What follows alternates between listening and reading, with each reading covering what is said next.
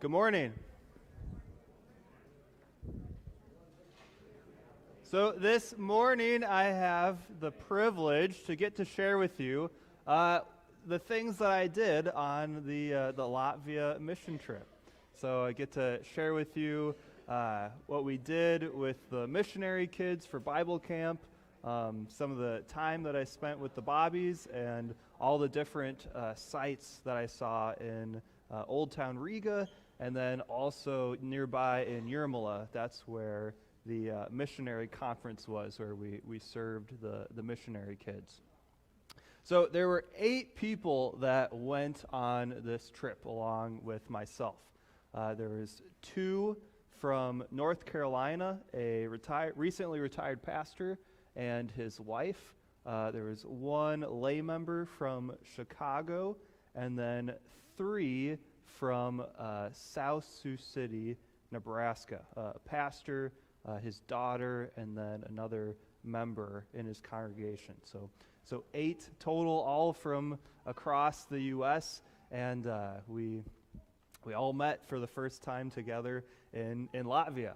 We had used the power of the internet to do a couple Zoom calls to prep for our mission trip, and we met online in that way in the months preceding, but in person, that was the first time when we were over there in Latvia all together. So here is a picture of the volunteers, our team, and then also all of the missionary children that we served. So the Bible camp that we did was adapted and a little different than the usual structure for one of these. So what usually happens is you do an English Bible camp, anywhere in Eurasia, in Europe, and it's sponsored by a church, and then they invite children in the community to come to this camp, and it's kind of an evangelism opportunity where many of these children, they may be involved in the church, they might not, but their parents may think that, here's this opportunity for them to learn a bit of English, send to the camp, and then what they get to do is also witness to them and teach them about Jesus. But our setting was a little bit different, since we were ministering to the children of missionaries. So what happened here is there's a missionary conference for the region of Eurasia every year. That's annual. And what we did is, while their parents were listening to the keynote speaker of the conference, Dr. Joel Bierman, he's a professor at Concordia Seminary, St. Louis. While they were listening to the speaker, we had their kids, and were taking care of them so that they could be relaxed and have all their attention and energy focused on listening and being rejuvenated. The topic was actually the Sabbath, which was very, very fitting for our retreat. And from all the feedback that we got from the parents, they really appreciated us being there and able to take their kids off their hands for a little bit. So being that these were missionary kids and they all knew and spoke English, we adapted the curriculum a bit. So there's the portion of the curriculum where you learn English. We just took that part out because it wasn't needed. But what we did do is we had openings and closings, just like any other Bible camp. You had the Bible lesson for each day, music, games, and crafts as well. And the theme for our week was Jesus Frees Us. That was the main focus, and there's different Bible stories that we had throughout the week that focused on this theme of Jesus Frees Us. We looked at Jesus frees us to forgive, with Joseph forgiving his brothers. Jesus frees us to trust, with Daniel in the lion's den. And then finally, Jesus frees us to live. And we looked at the story of Elijah and the widow's son, who had died and then was raised back to life. So that Jesus Frees Us curriculum, that's what we did with all the younger kids. And then I had a group of the older kids. Two of these you'll recognize. With the older kids, I adapted what we did at Camp Minneboji this past summer on the way, the truth, and the life. And I adapted that curriculum, fit it into a shorter time period, took some things out, added some things in, and that's what I did with the older kids. I got them all to myself. And we watched the movie WALL-E. If you were here this past summer and remember me talking about what we did at Camp Minneboji, we watched the movie WALL-E, and we saw how this movie and really all good stories point to Jesus, point to the gospel in some way. And really simply, just even in the common storytelling technique of, there's a good guy and there's a bad guy. Why does that resonate with us? Why is that such a common theme? Well, it's because we see it in the Bible. There's Christ who defeats sin, death, and the devil.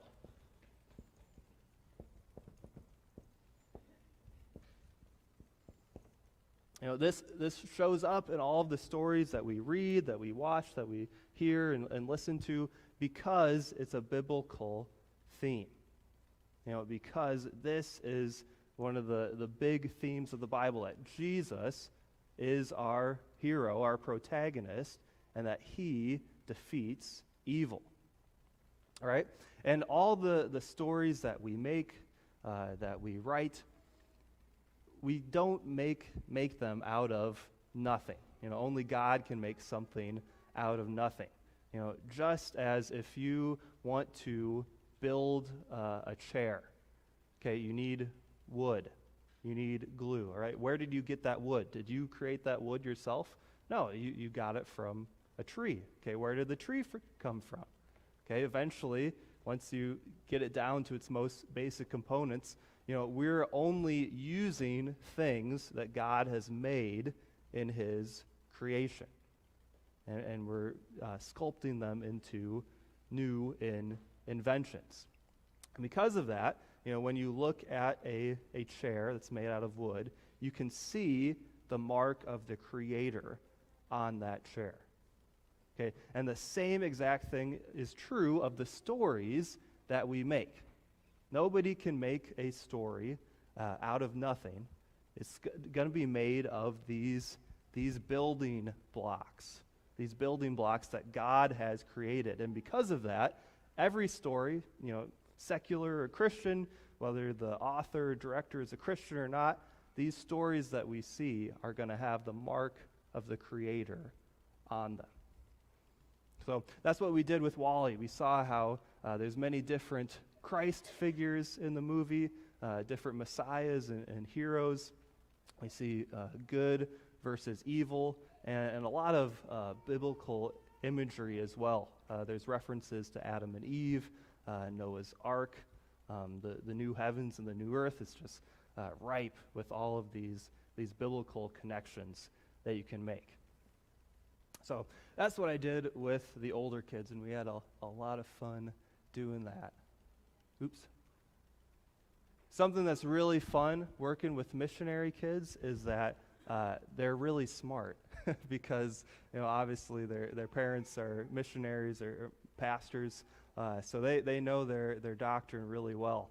So I even the stuff that I taught them, it was a lot less teaching and a lot more just applying things that they had already learned previously and already known. So really smart group of kids. So here is Pastor Awe. He's was blessing us with telling the Bible story each day, and he was a great storyteller. Even for me, it was really fun to watch him recap and summarize the story each day. He really captivated the kids. He's incredible at doing that. And so Pastor he's the one from South Sioux City, Nebraska. This guy is a pro at doing these short-term mission trips. I got to talking to him one day and asked him, so how many of these have you done before? And I asked that because the previous week, himself and the two others from his church, they were in Poland. So they did 2 of these trips back to back. And they're actually also didn't have a lot of previous time to make this decision too. It was kind of a last minute call. They asked him, like, you're going to be in Poland, would you be willing to extend your trip another week? Because we really needed more team members on the Latvia trip. And praise be to God by His grace. He said, yeah, well, we're up for it. We can do it. We'll do it. So he did 2 back to back in 2 weeks. So I asked him, okay, how many of these have you done before? And he's like, well, more than I can count, more than I can remember. He has done so many of these throughout his ministry as a pastor, which is pretty incredible. Really cool to get his perspective on all the things that he's done.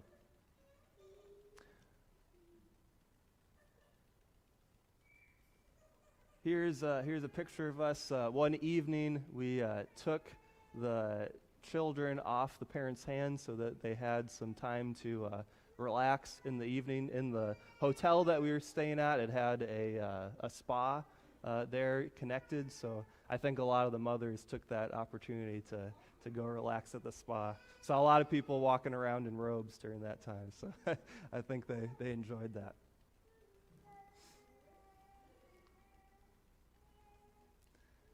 And here's all of the missionaries in Eurasia and their children, and then also myself and my team members for that week. So this is all of our LCMS missionaries that are serving in Eurasia.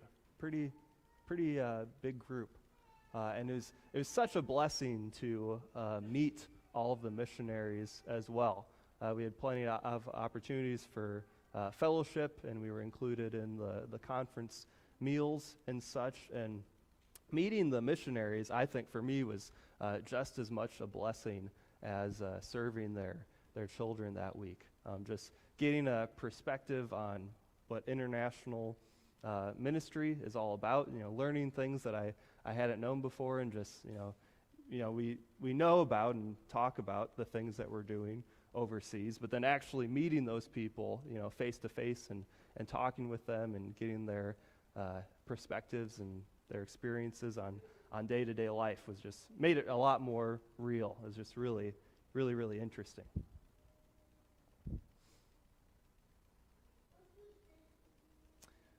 So this was Jurmala. This is where the conference was at for the missionaries and where our hotel was at. And Jurmala is right on the Baltic Sea. So this is the beach on the Baltic Sea during the daytime. Really interesting cultural differences over there. They have no qualms or no inhibitions about showing a lot of skin over there, and they don't feel the need to be in shape to do that either. So you see all sorts of things. Just interesting cultural tidbit there. Yeah, it's a distant photo for a reason, Don't want to look too close. And this is the beach at night in the evening. We had a meal along the sea at a restaurant there, and just the sunset was really incredible. And this was late. This was like 9, 10 p.m. at night. So it stays light out really long into the evening, just because of how far north you are in Latvia.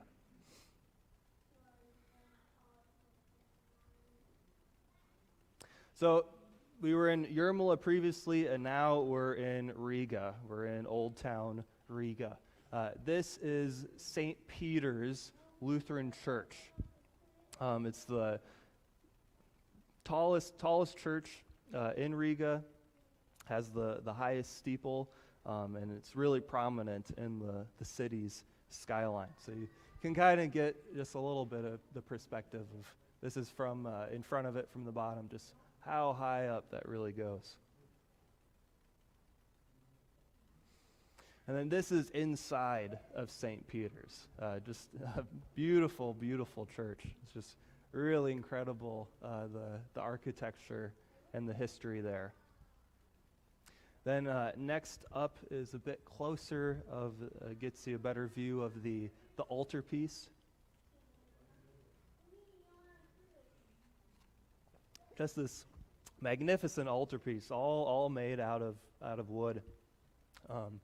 Even the back side of it as well. I don't have a picture of it, but the back was almost just as beautiful as the front. It's incredible. You know, they didn't skimp out on anything. They didn't leave anything to so. Just every last bit, everything was incredibly beautiful.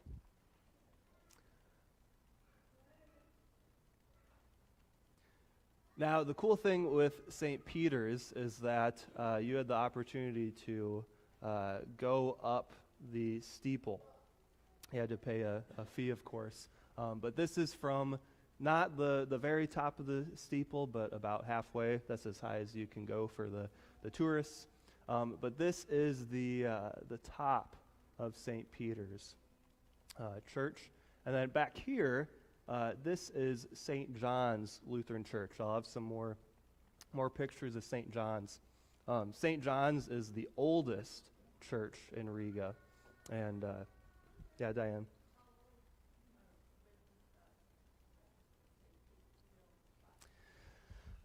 Yeah, I'd probably just have to Google it myself. I do know that St. Peter's is younger or newer than St. John's is. St. John's is the oldest.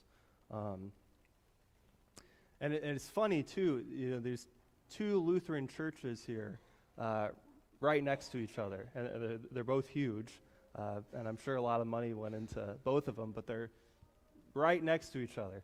And I asked Dr. Rajak, one of the director for Eurasia, I asked him, he was kind of giving us a short tour, why is this? Why two huge Lutheran churches right next to each other? And he said, well, good question, I don't know. So I didn't find out. Maybe I will someday. My guess from just what I learned is that since this is the older one and it's a bit smaller, and this one came later, perhaps they wanted a bigger church, and they wanted to make something that was even larger and grander in size. But I'm glad they left the old one, but why they didn't tear the old one down or they built right next to it, I can't tell you. I'm not sure. Did you already say what the congregation, what the numbers are? I didn't. Good question.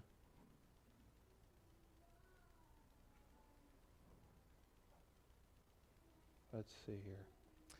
St. Peter's was built in 1209, so just a couple of years ago, and it was rebuilt in 1470.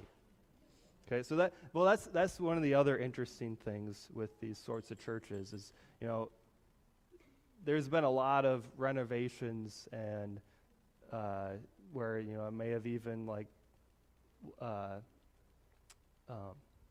burned down and was rebuilt. There's many. It's kind of like what's that? Oh, it's the ship of Theseus. Anybody heard of that? This Greek kind of riddle. If a ship gets repaired so many times so that none of the original parts remain, is it still the same ship? It's kind of a similar thing with these churches. They've been founded in 1209, but so many things have been rebuilt or re-added or replaced over the years. That sure, it's the same church, but it's not original every single piece. There's been a lot of work done on them as well. So Sandra, in St. Peter's, if I understood correctly, they don't have a congregation there at St. Peter's. At least it didn't seem like that. With St. Peter's, it was more of a tourist site. There was a lot of concerts there throughout the week, and while I was there, there was even a concert going on. But it's actually at St. John's. That's where weekly services are, and they still have pastors at St. John, and they have that's where the Latvian services are at, and then also the service in in English is there twice a month as well. So I don't think they have a congregation at St. Peter's anymore, and it's just they have the services there at St. John's. And when I went to the Latvian service at St. John's, it's hard to gauge on how many people there were exactly, because it's such a large church, and we were pretty scattered and dispersed throughout the church. But if it was smaller, it probably seemed like there were more people, just because of the size of it. But I'd say there's probably around 50 to 100. Around 50 people that morning, and that was just one Sunday morning, so I couldn't tell you what it is commonly, but that was my experience. Yeah, good question. So that's what makes Latvia really interesting when you compare it to other European cities. So usually you look at a city in Europe, you look at the skyline, you see all the churches and the steeples, and let's say you have 4 or 5 churches. Usually you have 4 Catholic churches and 1 Lutheran church. Okay, but in Latvia, it's flipped. It's vice versa. You have 4 Lutheran churches and one Catholic. So Latvia has always been historically Lutheran. From very early on, almost right at the beginning of the Reformation, Latvia was a Lutheran state. So just really interesting. The national religion of Latvia is Lutheranism, and that the majority of people, majority of Latvians, they identify as Lutheran. But so that's the cool thing. The kind of sad thing is just like much of Europe, you have a lot of people there that identify as Christians or go along with whatever the state church is. The majority of people in Latvia, they identify as Lutheran, but very few actually attend worship or attend a church there.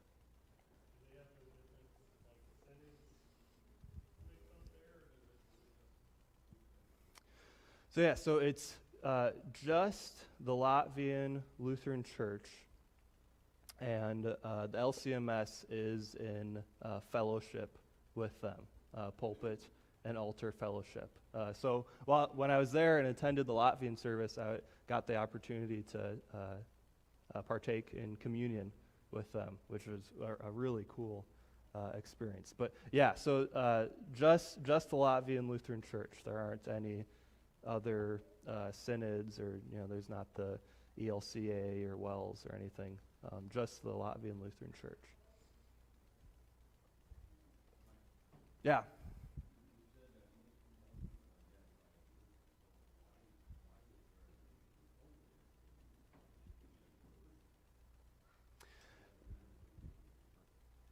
Yeah, so, get him to go to church, would be one, obviously, or, they identify as Lutheran, but for all intents and purposes, many of them, they're not really even Christian at all. It's just it's a cultural sort of identification. And then for, as far as Pastor Bobby goes, as a professor at the seminary there, a big push for what they're going to do is to train and raise up, future pastors. And that's not only the cool thing with Riga is, training future pastors isn't just relegated to Riga. It's such kind of a hub of transportation that people from all around are coming to the seminary there. In fact, when I was there for service at St. John's, I met a young man from Poland who was there visiting, and he was either was a student at the Luther Academy there or was interested in being one. And then I know the online classes with the Luther Academy, they have people from all over, from Pakistan and India and places in the Middle East. So it's really just a mission field for much larger than just the region of Latvia. But yeah, it's an interesting thing, just the history, how part of the reason that made it so today that people identify but don't really practice is that throughout Latvia's history, Lutheranism was commonly a religion of the elites, the ruling class. That's kind of what happened at the Reformation, that the rulers of Latvia, they were converted to Lutheranism, and then they decided, well, I'm ruling, I believe this is the truth. Everybody under my rule, you're Lutheran now, or else. This is just the way it's going to be. So throughout Latvian history, we're Lutheran, but there wasn't really that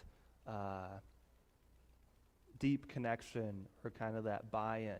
I'm Lutheran because my king's Lutheran, not because this is something that I chose or this is something that I necessarily believe is 100% true.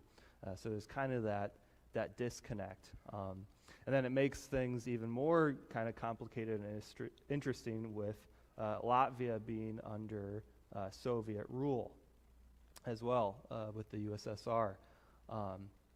Interestingly enough, during the Industrial Revolution, the three biggest and most important cities that had the most output at that time would have been Moscow, St. Petersburg, and Riga.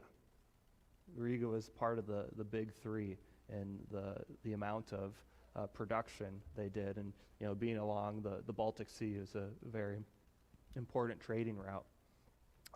So yeah, under Soviet rule, then the Latvian people, Christianity is kind of discouraged. You learn to keep to yourself. You don't want to stand out or do anything that would get the attention of the KGB. And even that life under Soviet rule, still has an effect on the people and their culture today. Kind of reserved, kind of keep to yourself. Friendly when you walk throughout the city, but they're not gonna go out of their way to say hello or smile or greet you. Kind of the common facial expression is just kind of serious. Don't smile, just keep to yourself and do your own thing. Now that being said, this is also really interesting. So all of that is true, and the effect of Soviet rule and the effects that it still has on them today. But that doesn't mean that they're not open to evangelism. And this is how I know that. I saw a Jehovah's Witness building there.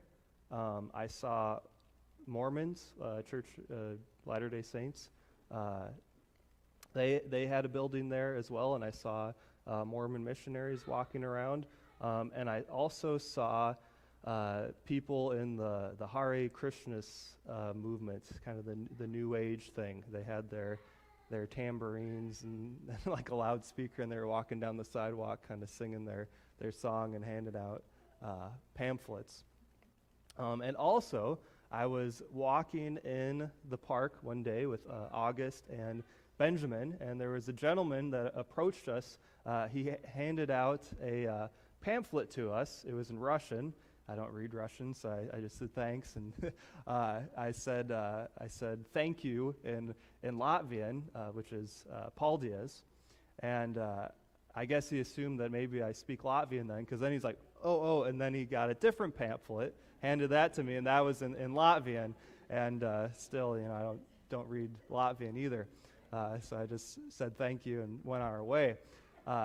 Got back to their house, and then we had the opportunity to get our Google Lens out, which is an incredible tool where you just use your camera on your phone and it'll translate for you. And we were taking a look at this pamphlet, and it was actually a gospel tract.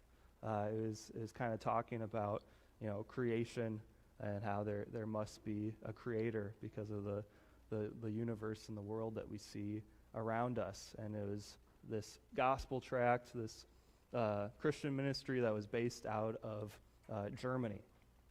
So all that to say, these groups wouldn't be there in Riga if it wasn't working, or if the people weren't at least open to what they were sharing and what they had to say. They wouldn't be there if the people were completely shut off and not open to any of these evangelistic organizations. So I think that was really encouraging to see. Unfortunately, these different groups, Jehovah's Witness, Mormons, Hare Christians, they're not preaching the gospel. So I think that's also a reason for Lutherans to step up and be doing similar things and kind of filling that void. I was already half joking with Pastor Bobby that you got to start doing Jesus door to door over in Latvia. So we'll see if that takes off. But really interesting culture and mission field over there. This is me from the top of St. Peter's steeple. You can see a ton of the city. As you can see, really cool views from every side. And then here's me and Gus from the other side. I think I have a picture where you can see the Delgava River. Yeah, this would be here. Ben as well. Here's the Delgava River in the back, which flows into the Baltic Sea. And then way in the back here, I was really curious what this structure was. It kind of looked like a more like concrete version of the Eiffel Tower. It's really tall. But it's actually just a radio tower. I figured you could probably send radio waves across all of Europe with that thing, but really interesting. Just a huge structure.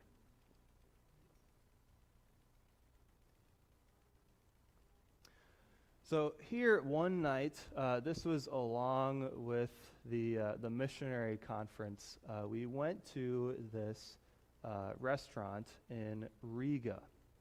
That was a medieval restaurant. I don't know how old the restaurant had been in business, but I know that where it was in this underground monastery, this underground monastery is 750 years old. So this structure that we ate in underground is 750 years old. Pretty incredible.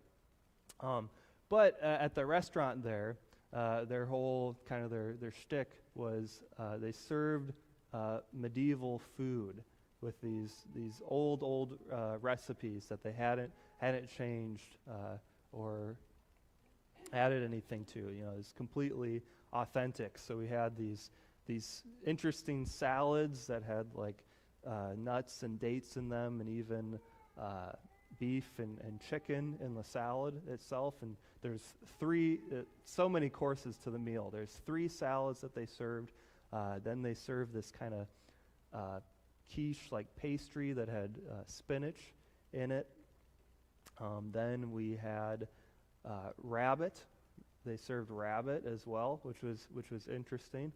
And then also pork, where it was on this kind of spit that they, a small spit that they put on the table, and you kind of carved it off for yourself. And for dessert, it was a plum pie, which was interesting as well. But yeah, just really incredible experience, and it was all lit by candlelight. So it was kind of dark down there. I wasn't able to get a ton of good pictures because it was just by candlelight and it was all murky. But yeah, just very, very cool. And they also had a well in the restaurant, which would have been there, 750 years ago, which is really important for the monastery and the monks. Is if they were ever under siege, is basically just their own little fortress. Because if you have fresh water, then you're good to go for a long time, as long as you have enough food down there. But yeah, there's a well, which was interesting. And this is outside of the restaurant. All these people down here are the missionaries and their families. And this is just the evening that night. These kind of streets and alleyways and just the buildings on each side was pretty common sight in Old Town.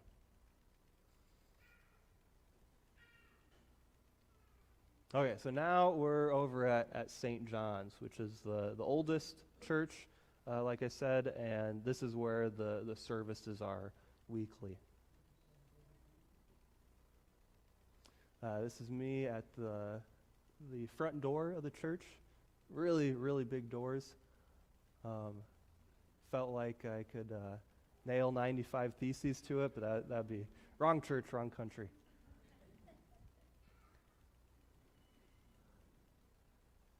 So this is the one picture that actually two. There's two pictures that I snuck during the Latvian service. I wanted to be respectful, but I figured I can't pass this up. So this is kind of the people during the service. The two pastors are way up there, way up front. So it's a really, really long hall.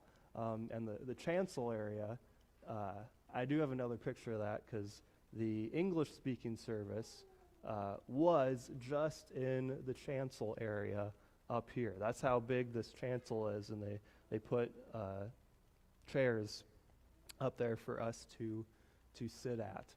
And here's a picture of the hymnal. The tune sounded familiar, but I tried to kind of follow along with the words. I wasn't quite confident enough to try to just pronounce them and sing them myself because I didn't really know all the pronunciations for Latvian. But that's what the language looks like. At least it's not in Cyrillic, which is a totally different alphabet like Russian is. So it's still the same alphabet that we use. So I hope maybe that'll help Pastor Bobby as he's learning the language. Maybe. We'll see. But very, very interesting language. It does sound similar to Russian when people speak it. Not totally. It's a little bit different, but it does have some similar pronunciation sounds. Yeah, so all I learned is thank you. Thank you is Paul Diaz. Paul Diaz. In my head, it sounds like a full name, Paul Diaz. So that's how I remembered it. But it's Paul Diaz, and it's not with the Z, it's with the S at the end.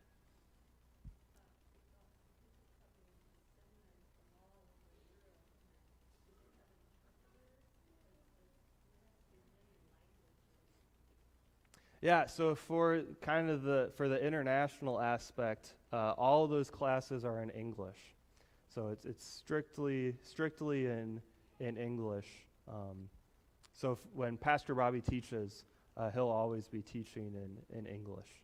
So that's kind of the common language that everybody's expected to know in order to take those classes. And those kind of that international group at this time, those are still all online over Zoom or whatever video call it may be. I know that there's plans to be in person for that kind of international group, but that kind of got stymied once COVID happened. They were working towards that to be in person. Then COVID happened, and all their plans were really just set back to ground zero, which was unfortunate. But that's still a hope and goal for the future. But yeah, English would be the common language. Going back one picture, one thing that was really cool about the Latvian service is the way that they practiced communion. So it was interesting. It's kind of a mix of both. It was more formal than how we do it, but it was also less formal, more informal in a way. So other than the greeters that were at the front, there's a greeter that kind of let us in, gave us a hymnal, gave us the bulletin, said hi to us. That was also interesting. That day, Gus and I attended service, and there was a tourist group that was kind of in the alleyway in front of the front door, and it just had worked out that a couple of these tourists had gone into the church, and we were behind him. And I guess this is a pretty common thing that St. John's has to deal with, that all these tourists will come in while they're trying to worship and have service. And unfortunately, the tourists aren't they're not very respectful all the time. So we were going in, these tourists were in front of us, and they're saying, they're like, worship, like leave, like and then we kind of got caught within it, and we're like, no, like we want to come to the service, and like, oh, they're like, oh, sorry, like, so we almost got kicked out, but it all worked out, and then one of the greeters there, this gentleman, he spoke English, and we kind of quickly figured out that we're Americans, and funny enough, he went to high school in Illinois, in Rockford, Illinois, on some exchange program. And we were telling him where we were at. We're from South Dakota, and he's like, "Oh, is that in the South?" And we're like, "No, not in the South by a little bit." So yeah, just interesting connection there. And we were talking to him in English for a little bit, which was just really cool. So anyway, back to how they did communion. So there were no ushers. Once it was time for communion, we all got up at once from the pews in the biggest part of the church, and then we all went up to the chancel together. And like I said, this chancel is really big, so there's enough room for everybody to stand there. And then there was no one guiding or ushering us. Everybody just kind of took their turn. Whoever gets to the rail first, that's your spot. You get to go first. So I guess if you're faster than somebody else, you get the first table, basically. So while the first table went and everybody was at the rail, the rest of us, we either stood or a lot of people knelt while we waited our turn at the rail. So there was just 2 tables. That was how many people are there. So I was in the second group. I knelt. A lot of kneeling throughout the service as well, which was interesting. And they don't even have the kneeling rails in the pews that you'll find in Catholic churches a lot. So they knelt, and they knelt right on the floor. That's all the option they had. So I would feel like I'd have to build some calluses up on my knees to do that regularly. But anyway, so then we got to the rail. We knelt there, and everyone receives the bread directly to the mouth. No one received it by hand. That was what the common thing that everybody did. Bread directly to mouth, and then it was only the common cup as well. Everybody used the common cup as we went through. And one other thing that was cool is that the pastor, he absolved everyone of their sins and blessed them before we communed. So when we knelt there, he went through and forgave everyone individually, and then we had communion. I assume just to reflect that we want to go to God and approach God in a right heart and mind in a worthy manner. But that was really, really cool as well. And then when we were done, you got up and you just walked back to the pew and directed yourself to do that.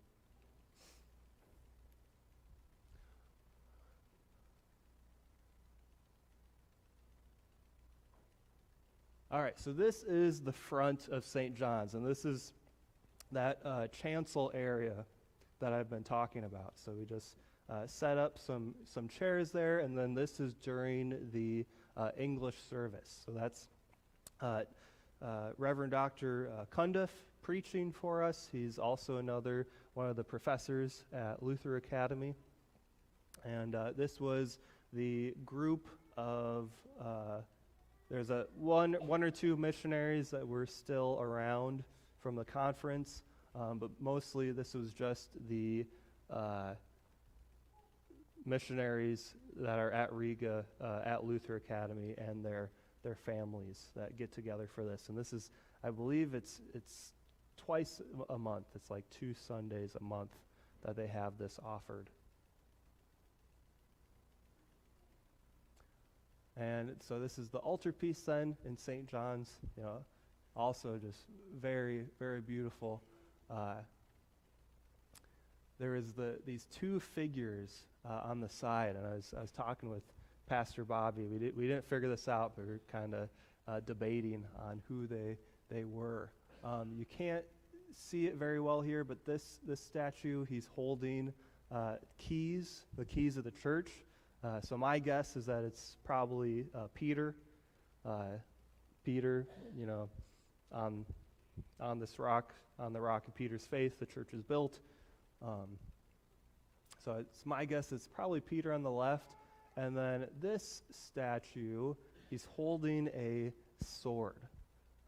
Pastor Rob and I, we both agree that, it's probably Peter. But this guy, not sure. The guy with the sword, not 100%. My idea was maybe it's St. Paul, because he also has a beard, and I've seen Paul depicted with a beard like that, and maybe the sword is like, the sword of the Spirit, the sword of God's Word, and Paul wrote a lot of the epistles, but I'm not sure. Pastor Bobby's guess was St. John, but I don't know. Well, that's up for debate. That altar as old as the church? Yeah, I don't know. That's something I have to look up.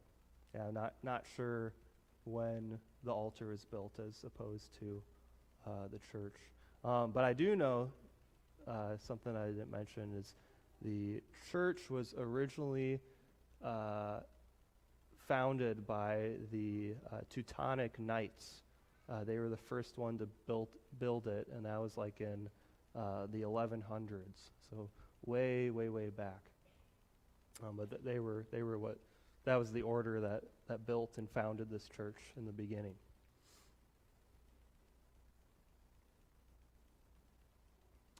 And this is myself and the Bobby family up in the front of the church. Simon he's still rocking his officer outfit. So old habits die hard. That one's not going away anytime soon. And here's a better vantage point of the whole altarpiece. I wish we had the chance to do this. They were taking a a quick tour after the service down into the basement of the church. One of the Latvian pastors was leading that, but we had to get going, so we didn't have the chance to join him on that because it was just taking too long, and we had other stuff to do. But I wish I was able to go down in the basement because I'm sure would have been some crazy history down there. Because when you go down into the foundations, that's where you get into like the oldest parts of the church. So I'm sure some really cool stuff was down there. Probably like some Teutonic knight was buried down there for how many hundreds of years. But yeah, it was very neat church.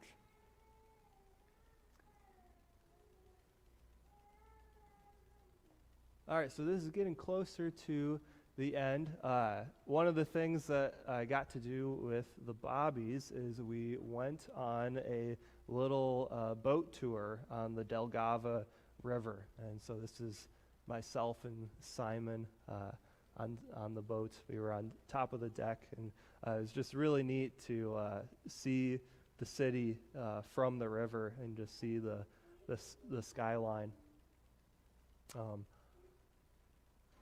Here's Pax and Simon. They're really enjoying our time there. Simon had gotten it in his head that shortly after they moved to Latvia, Simon decided that they should have a boat. He wanted to buy a boat, and so that obviously that wasn't going to happen. So this was the second best thing. Simon, you can't buy a boat, but we can go on a boat tour. So this is kind of fulfilling that desire.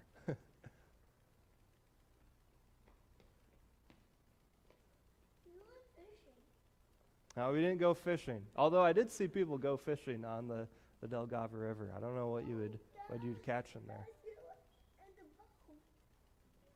And this is me and Pax. There's St. Peter's in the back. There's kind of a square here. This is the House of the Blackheads is what it's called. It's kind of a museum. There's some historical significance to the building, but I forget the details on it. But you can go inside, and there's a lot of exhibits on the history of Latvia. And then also in this square, they have a marker that marks the spot where they had the first Christmas tree in a town square ever. They were the first one to do it in Latvia, to do a big, town Christmas tree, which is pretty cool. I hadn't known that. I knew how Martin Luther had kind of started Christmas trees like in the home for personal use, but they were the first ones to do it in the market square, which is really cool.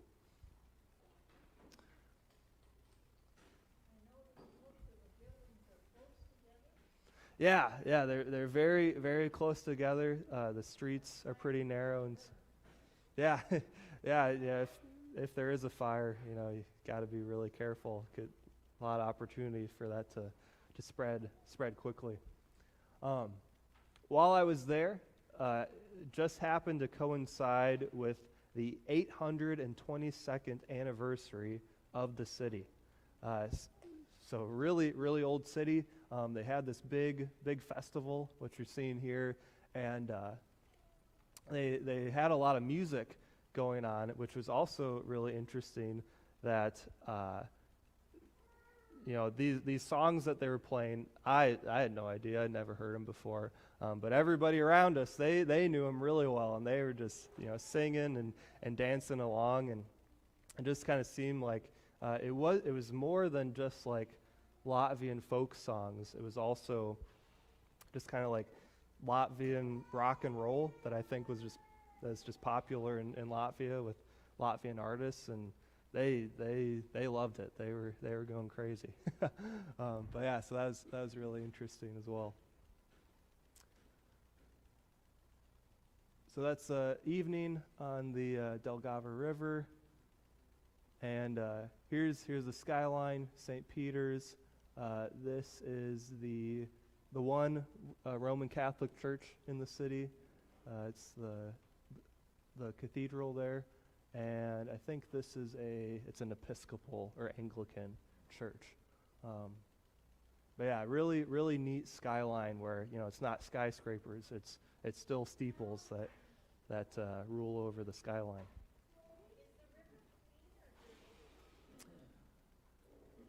Well, yeah, actually, no, yeah, it is pretty clean. When we were going on the boat tour, we saw that a little farther down from the city, there's a beach and people are swimming in the river. So yeah, it is actually pretty clean water, and people actually swim in it and stuff. And I saw people fishing as well. So yeah, it's a lot less dirty than some of our American rivers at big cities. So yeah, pretty clean water. And this is the end. This is just Pax and I. So we made it. We got all the way through. But any questions on what you saw or anything that I talked about? Yeah, it's just over 1 million. Just over 1 million in the city. And guess how many people live in Latvia altogether? It's like 1.8 million. So it's kind of a one city country. Most everybody lives in Riga.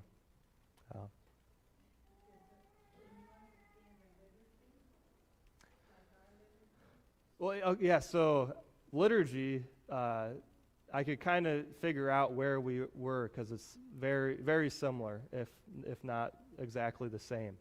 So yeah, could tell where we were at in the liturgy. It's just different language, so I couldn't understand what we were saying, but I knew what we were doing and where we were at. The sermon I'll admit, the sermon was the hardest thing to sit through because it was kind of early in the morning, still dealing with being jet lagged and just traveling and stuff, and it was long, and I didn't understand a lick, so I was like, well, I'm getting pretty sleepy, but yeah. You could still kind of tell where you're at in the service because our liturgy is so similar.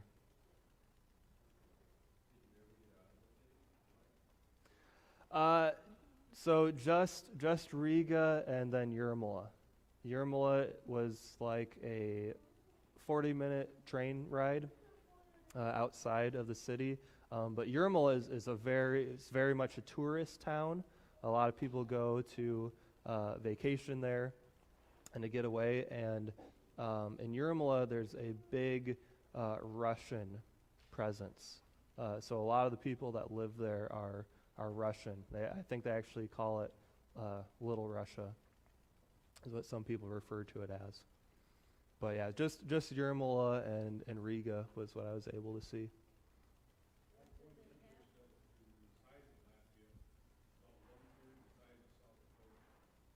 Oh yeah, just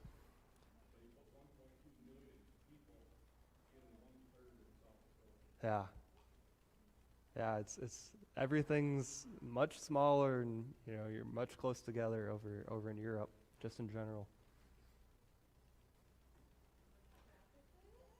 What do they have for to earn their money?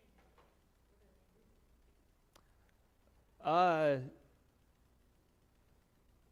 do? Yeah. So I mean, I know that they were big manufacturers with the Industrial Revolution. I don't know if that still is kind of the main thing that they produce today. Yeah, I'm not sure on what their biggest export would be currently. But just kind of really common to here in America. You have your fast food, and they had Burger King over there, and had a lot of shops and restaurants all over the place. So, and a lot of malls as well. This is kind of one of the things that after they were done with Soviet occupation, and they kind of had their taste of capitalism, they really liked malls, and they built a ton of malls everywhere. So they're kind of like so many decades back than like America is today. They're kind of living in the 90s in a way that malls are really popular, and they really love going to them, and they built a ton of them. They're all over the place. And with driving, yeah, I'm glad that I never had to drive over there. They are on the right side of the road, but traffic in the city anyway is just crazy. You got people driving all over the place. So the tram was really convenient. They have pretty good public transportation there, and the way that where the Bobby's house was located, really good location where the tram is just like a block away. You can just get on one line, and that'll take you into the heart of the city, and you don't even have to connect to a bus or a different line. Just really good location, very, very convenient. So that was cool as well to get around. But anyway, we're over time, so let's close in the Lord's Prayer. Our Father, who art in heaven, hallowed be thy name. Thy kingdom come, thy will be done,